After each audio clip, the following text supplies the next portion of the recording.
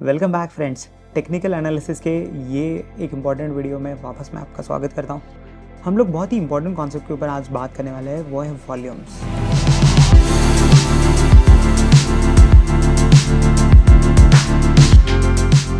Volumes जैसे हम लोगों ने बात की थी कि हमारे पास तो वैसे प्राइस और वॉल्यूम यही डेटा अवेलेबल है और इसी के बेसिस पे बहुत सारी चीज़ों को डेवलप किया गया है। जैसे एक मूविंग एवरेज जो हम लोगों ने प्रीवियस वीडियो में देखा था, ये मूविंग एवरेज बना तो प्राइजेस की क्लोजिंग प्राइस से है। उस पर एक मैथमेटिकल फार्मूला लगा के हम लोग देखते हैं कि मूविंग एवरेज को कैसे यूज़ कर पाएंगे। और वॉल्यूम ये डेटा तो ऑलरेडी हमारे पास अवेलेबल है, पर क्या वॉल्यूम आपको बहुत सारी इन्फॉर्मेशन दे देता है इमीडिएटली? जैसे कि अगर मैं आपको बताऊं कि कोई एक पर्टिकुलर क्रिप्टो एसेट में मान के चलो बहुत आज मिलियंस में वॉल्यूम हुआ है, मान के चलो एक 5 मिलियन वॉल्यूम हुआ है कोई क्रिप्टो एसेट में, इससे आपको क्या पता चलता है? तो शायद हम लोग इसको बस स्टैंड अलोन बेसिस पे कुछ इन्फरेंस स्पेस से नहीं निकाल सकते, या कुछ एनालिसिस या इन्फॉर्मेशन के बेसिस पे कुछ बुलिशनेस या बेरिशनेस के बारे में नहीं सोच सकते। हमें वॉल्यूम को कंपेयर करना पड़ेगा प्राइस के साथ। ये वॉल्यूम एक्टिविटी जब हुई तो प्राइस ने कैसा रिएक्शन दिया था, वो ज़्यादा इंपॉर्टेंट है। क्योंकि अगर कोई वॉल्यूम एक्टिविटी होती है, ज़्यादा वॉल्यूम आता है मार्केट्स में, तो क्या उस दिन प्राइस बढ़ी थी?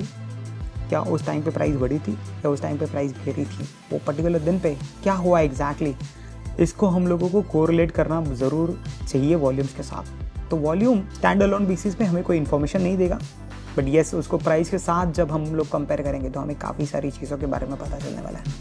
तो ये वाइट बोर्ड पर जाके हम लोग देखते हैं कि वॉल्यूम से आप क्या क्या इन्फरेंस निकाल सकते हो। तो अगर मैं बताऊं कि ये प्राइस है और हम लोग वॉल्यूम, ये दो चीज़ों के ऊपर जब कंपेयर करेंगे तो क्या हमें एनालिसिस मिलता है?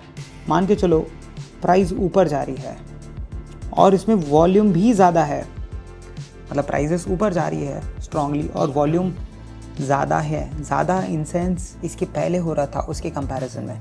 चार्ट्स पे हम लोग volume already by default plot होता है ट्रेडिंग व्यू में, जो हमारे ब्रोकर में प्लेटफॉर्म में अवेलेबल है, मैं आपको दिखाने वाला हूँ। वैसे ही आप वहाँ पे जाके देख सकते हो कि वॉल्यूम वहाँ पे दिख रहा है। अगर प्राइस ऊपर है, वॉल्यूम ऊपर है, तो ये आपको बता रहा है कि ये बुलिशनेस जो है वो कैसा है, स्ट्रॉन्ग है। अब ये ट्रेंड शायद यहाँ से आगे और बढ़ता ही रहेगा क्योंकि वॉल्यूम है।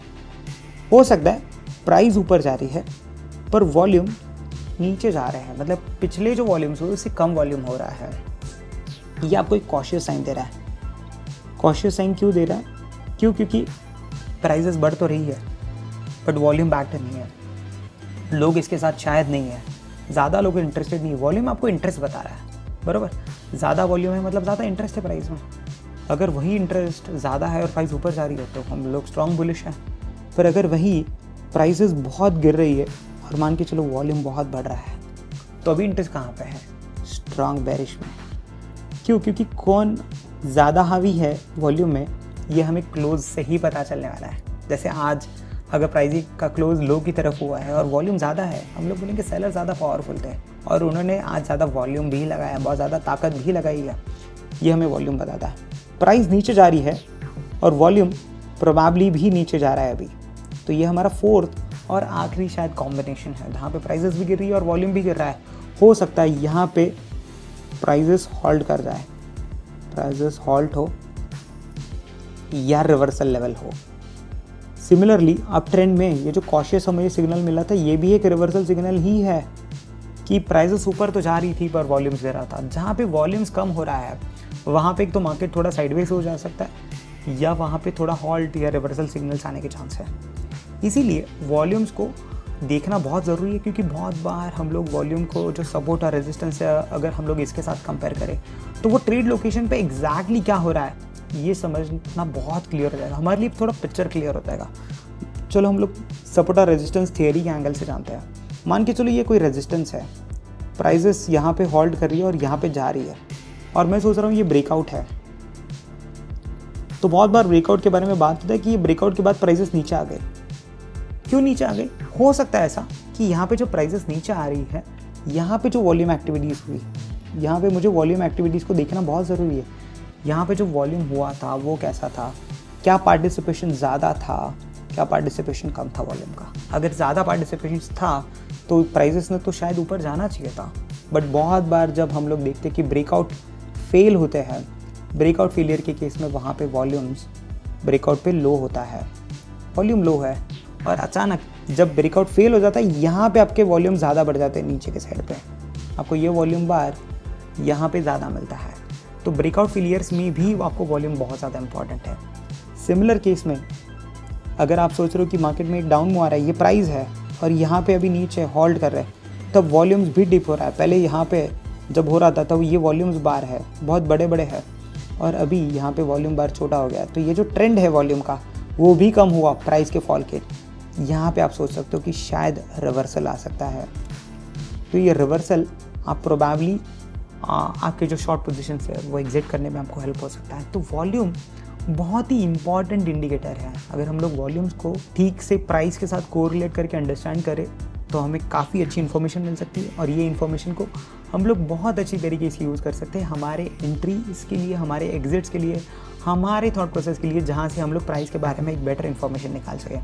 आइए चार्ट पे जाते हैं, देखते वॉल्यूम्स कौन से लेवल पे कैसे रहा है और वो वॉल्यूम का इन्फरेंस या इन्फॉर्मेशन हमारे लिए कैसे यूज़फुल होता है वहाँ पे। ये जो हम लोग चार्ट्स को ऑब्जर्व करते हैं, स्टडी करते हैं, यही हमारा एक स्ट्रॉन्ग फाउंडेशन बनता है कि जब नेक्स्ट टाइम प्राइस बने, वैसा प्राइस सिचुएशन, वॉल्यूम सिचुएशन बने, हम लोग रेडी हो और हम लोग वहाँ पे अकॉर्डिंगली एक बेटर डिसीजन ले पाए।